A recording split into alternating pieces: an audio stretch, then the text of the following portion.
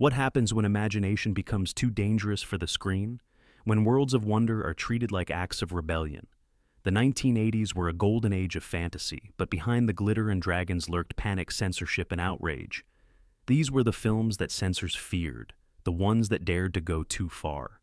Let us journey into 12 banned or censored fantasy films that shocked the world and silenced their creators. Number 12. The Company of Wolves, 1984. When Neil Jordan released The Company of Wolves, critics were mesmerized and horrified in equal measure. Marketed as a dark reimagining of Little Red Riding Hood, the film blurred the line between dreams and nightmares. Its misty forests and shape-shifting figures were unlike anything fantasy audiences had seen before.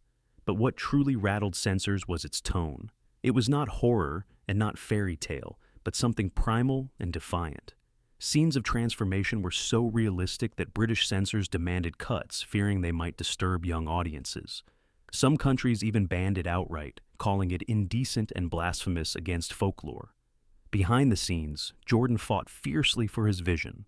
He wanted fairy tales to regain their ancient menace, the kind that warned rather than comforted. Critics were divided. Some hailed it as art, others as madness. Yet, even today, its atmosphere of dread lingers. The Company of Wolves became a haunting metaphor for fear itself. A story about power, repression, and forbidden awakening disguised as a bedtime story gone wrong. It remains a symbol of artistic defiance wrapped in fog and myth, forever prowling at the edge of censorship's forest. Number 11. Legend, 1985.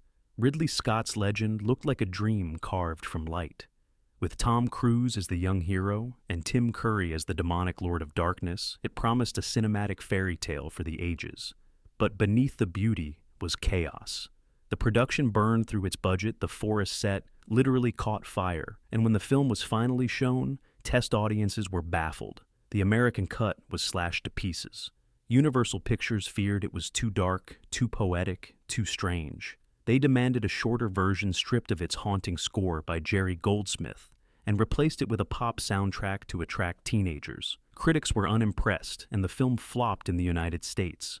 Yet in Europe, the uncut version survived. There it was, hailed as a visionary masterpiece. Censors had not understood that Scott's story was about purity and corruption, about innocence standing before temptation's flame. In later years, fans restored the director's cut. Now, Legend stands reborn as one of the most visually stunning fantasy films of the 80s. Once dismissed as indulgent, now celebrated as divine, it proved that the line between censorship and misunderstanding is thinner than a shadow. Number 10.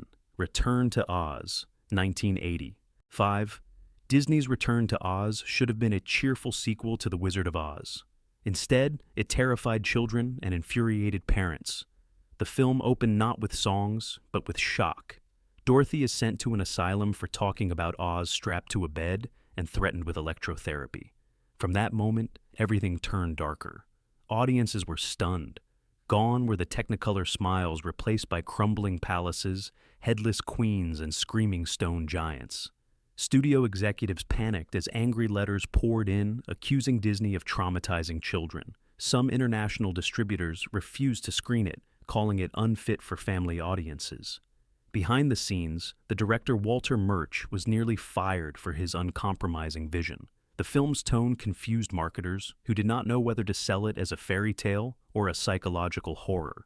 It barely made its budget back and vanished for decades. But in time, Return to Oz found redemption. Critics reappraised it as a bold, surreal masterpiece.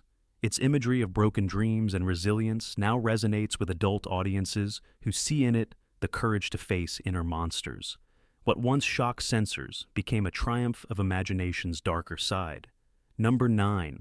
Excalibur, 1981. When John Boorman released Excalibur, audiences expected a heroic tale of knights and destiny. What they got instead was a fever dream soaked in blood and mysticism. From its opening battle lit by green mist to the haunting image of the Lady of the Lake rising from dark waters, the film carried the weight of myth and madness. Excalibur retold the legend of King Arthur, but through Boorman's lens, it became a mirror of obsession. The director refused to romanticize Camelot. His knights were not noble paragons, but flawed men ruled by desire and vengeance. Critics were divided. Some praised its power, others called it barbaric. Yet it was not the violence that enraged censors, it was the tone. The British Board of Film Classification hesitated, calling its imagery overwhelming and grotesque. Some European countries trimmed the opening sequence and scenes of ritual combat, claiming they blurred fantasy with blasphemy. Religious groups protested its mystical depiction of birth and death, arguing that it desecrated sacred myths. Behind the scenes, Boorman's production was chaotic. Actors were injured in armor tests, the Irish weather destroyed sets, and the film's mythic energy seemed to curse the crew. Still, the result was hypnotic. In later years, Excalibur rose from controversy to cult legend. It influenced a generation of directors, from Ridley Scott to Zack Snyder. The very darkness that once scared censors became its power. Excalibur stands today as the truest cinematic vision of myth, not sanitized or safe, but raw and eternal. It dared to show that even legends bleed. Number 8. The Dark Crystal, 1982. When Jim Henson and Frank Oz created The Dark Crystal, they dreamed of a fantasy world, untouched by human faces. Every creature, every landscape was crafted from imagination and puppetry. What emerged was a haunting vision, both majestic and disturbing. Yet for censors it was too intense, too unsettling for children, and too strange for adults. The story followed Jen, a young gelfling on a quest to restore a broken crystal and save his dying world. It was mythic, tragic, and filled with eerie silence. Henson refused to soften the tone, insisting that children could face darkness without fear. Test audiences disagreed. Some walked out.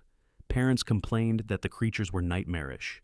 Executives at Universal panicked, fearing box office disaster. Posters were changed, trailers softened, and critics warned parents to stay away. In some regions, television networks banned promotional clips, believing they contained disturbing imagery. Behind the scenes, Henson suffered exhaustion, trying to balance artistry with corporate pressure. He later admitted it was the hardest project of his life, but history had other plans. Over time, The Dark Crystal grew into a cult phenomenon. Viewers realized that its beauty lay in its courage to frighten. By the time Netflix revived the story decades later, it was hailed as visionary. The film, once feared by censors, became proof that fantasy need not be safe to be timeless. It dared to show that darkness is part of wonder. Number 7. The Last Unicorn, 1982. The Last Unicorn appeared innocent enough, an animated tale about hope and loss adapted from Peter S. Beagle's novel. But beneath its pastel surfaces lay a story of melancholy and mortality that startled censors across Europe. When it arrived in theaters, parents expected sweetness. Instead, they found sorrow and despair. The film followed a unicorn who learns she may be the last of her kind and sets out to discover what happened to the others. Her journey was filled with haunted forests, cruel kings, and dying dreams. It was not the imagery, but the emotional weight that worried censors. The tone was too somber for children, yet too fantastical for adults. In West Germany, several theaters pulled the film after complaints from parents who said children wept uncontrollably. In the United States, networks hesitated to air it, fearing backlash. Critics, however, recognized its brilliance, calling it a poem about the loss of innocence. Behind the scenes, production was split between Rankin Bass and a Japanese studio, leading to creative clashes over tone and pacing. Studio notes demanded lighter moments, but the animators resisted. They wanted to keep its haunting soul intact. Over the decades, The Last Unicorn became one of the most beloved animated fantasies ever made. The very sadness that once drew censorship now defines its legacy. It taught viewers that fantasy is not only about escape, but also about memory and regret. It remains a fragile miracle from an era when imagination dared to break hearts. Number 6. Labyrinth, 1986. When Labyrinth arrived in theaters, it was supposed to save Jim Henson's dream world after The Dark Crystal divided audiences. It had pop legend David Bowie as the Goblin King and dazzling sets that blended puppetry with surreal design. But something about it unsettled both critics and censors, who could not decide if it was genius or madness. The story followed Sarah, a teenager who wishes her baby brother away and must venture into a maze to rescue him. What seemed like a coming-of-age fantasy turned into a kaleidoscope of strange creatures, impossible geometry, and eerie music. Censors in some countries argued the tone was too mature for young viewers. They claimed its dreamlike logic and unsettling humor might disturb children. Behind the scenes, chaos ruled. Henson fought studio interference while Bowie demanded creative control over his songs. The film's tone shifted constantly between whimsical and nightmarish. When test audiences reacted poorly, executives panicked, cutting promotional budgets and delaying international release. In the United Kingdom, censors briefly considered raising its age rating, citing its darker themes of manipulation and control. Some American theaters refused to screen it for family audiences, claiming it was too bizarre. The film flopped at first, but years later, it became a global cult phenomenon. What once terrified distributors now enchants generations. Labyrinth is no longer a failed experiment, but a work of visionary courage. It captured the confusion and wonder of growing up better than any safe fairy tale. Henson's masterpiece proved that sometimes fantasy must frighten to truly inspire. Number 5. Conan the Barbarian, 1982. When John Milius unleashed Conan, the Barbarian critics braced for violence. They did not expect the fury that followed. The film was raw, brutal, and epic. It turned Arnold Schwarzenegger into an icon and brought pulp legend Robert E. Howard's world of swords and sorcery to life with savage realism. But censors around the world were outraged. From its opening massacre to its pagan rituals, Conan defied Hollywood convention. It portrayed power, blood, and vengeance without apology. Some nations, including Spain and Australia, demanded heavy edits. Germany banned it temporarily, claiming its ritual scenes promoted barbarism. The Motion Picture Association of America threatened to refuse an R rating unless key moments were softened. Behind the camera, Milius refused to compromise. He called Conan a myth about civilization born from chaos. That stubbornness almost destroyed the film's release. Studio executives feared protests from religious groups and demanded tone changes. Even Arnold himself later admitted he was unsure if the movie would ever reach theaters intact. But audiences responded with awe. It became a box office hit and a new symbol of fantasy's primal power. The controversy made it legendary. Decades later, critics reassessed it as one of the boldest fantasies of its time. Its imagery, raw and elemental, still echoes across cinema. Conan the Barbarian was more than violence. It was an ode to human endurance forged in fire. The censors tried to tame it, but the sword of legend refused to break. Number 4. Clash of the Titans, 1981. At first glance, Clash of the Titans looked harmless, a grand adventure about gods and monsters starring Harry Hamlin and the final stop-motion creations of the legendary Ray Harryhausen. Yet beneath its mythic charm, it faced the blade of censorship. Some religious groups and family boards claimed it distorted scripture and glorified paganism. Others feared its monsters were too grotesque for children. The film retold the Greek myth of Perseus, who must battle Medusa and the Kraken to save his beloved Andromeda. Harryhausen's creatures were lifelike, terrifying, and wondrous. But censors in Ireland and parts of South America banned it briefly for its immoral depiction of gods behaving like humans. Television airings years later were edited to remove scenes of sacrifice and destruction. Behind the scenes, producer Charles Schneer clashed with MGM executives who wanted a lighter tone. The studio worried about releasing a mythic adventure at the dawn of the science fiction craze started by Star Wars. When audiences embraced it, however, critics accused it of being too violent for young viewers.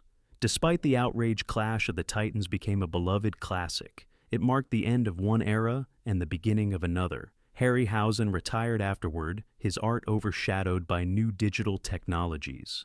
But the film's legacy remains untouched. It taught generations that myths were never meant to be safe. They were warnings about ambition, fear, and destiny. The film that censors once found blasphemous still roars like the Kraken, reminding us that fantasy is older and stronger than fear itself. Number 3. The Neverending Story, 1984. When The Neverending Story opened, it promised wonder, a film that would take viewers into a living book of imagination and hope. But behind that innocence lay a storm of controversy and censorship. The film's haunting imagery, its themes of despair, and its brutal moments shocked parents who expected something cheerful and lighthearted. The story followed Bastian, a lonely boy who discovers a magical book that pulls him into the world of Fantasia, a realm dying from darkness known as the Nothing.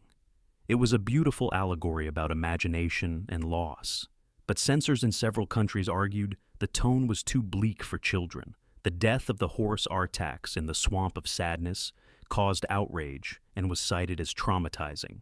Some theaters even placed warning signs outside. In Italy and the United Kingdom, certain scenes were trimmed for television broadcasts. Religious groups condemned its mystical overtones, calling it a cult. Others accused the German producers of mixing fantasy with disturbing psychological imagery. Behind the scenes, chaos ruled the set. Director Wolfgang Petersen clashed with author Michael Ende, who despised the adaptation and demanded his name removed. Ende called it a betrayal of the book's message. Despite that, the film soared internationally, becoming one of the most iconic fantasies ever made. Over time, the Neverending Story became a symbol of lost childhood innocence. It showed that fantasy could carry sorrow and still heal hearts. The very pain that shocked censors became its greatest power. To this day, it whispers one timeless message: imagination is eternal, and no censor can silence it. Number 2. Time Bandits, 1981. Terry Gilliam's Time Bandits was marketed as a children's adventure, but it turned out to be something much darker. It followed a young boy who joins a band of time-traveling dwarfs, stealing treasures from across history. Instead of comfort and laughter, audiences found surreal terror, political satire, and philosophical despair. Censors did not know what to make of it. The film jumped from ancient Greece to Napoleonic wars to futuristic voids filled with monstrous gods. It ended not with triumph, but tragedy, leaving young viewers stunned. Several rating boards demanded cuts, claiming its ending was too disturbing for minors. Some theaters refused to show it during matinee hours, calling it psychologically harmful. Gilliam refused to alter a frame. He argued that fantasy should not lie to children, that the world was absurd and cruel, yet still full of wonder. Studio executives disagreed, fearing boycotts. In Canada, the film briefly received an adult rating before backlash forced reconsideration. Behind the scenes, Gilliam battled constant studio interference. He later admitted he felt cursed trying to protect his film from people who wanted it to be safe. Critics were split. Some called it a masterpiece, others called it madness. But audiences slowly understood its brilliance. Today, Time Bandits is hailed as one of the boldest fantasies ever made. The same ending that terrified censors is now seen as pure genius. It dared to say that growing up means confronting chaos and still finding meaning. The film remains a dark mirror for dreamers, a journey that refuses to be sanitized. Number 1. The Adventures of Baron Munchausen, 1988. No film of the decade embodied censorship chaos and studio panic like The Adventures of Baron Munchausen. Also directed by Terry Gilliam, it became a legend of disaster, a fantasy so extravagant that Hollywood tried to bury it. It told the story of an old man who claims to have battled gods, ridden cannonballs, and visited the moon. It was wild, imaginative, and defiant. But behind the magic, the production imploded. Costs spiraled out of control. Columbia Pictures panicked, firing executives mid-production. Rumors spread that the movie was cursed. When Gilliam finally delivered his cut, censors and studios recoiled. Its depictions of war death and surreal sensuality were labeled inappropriate for families.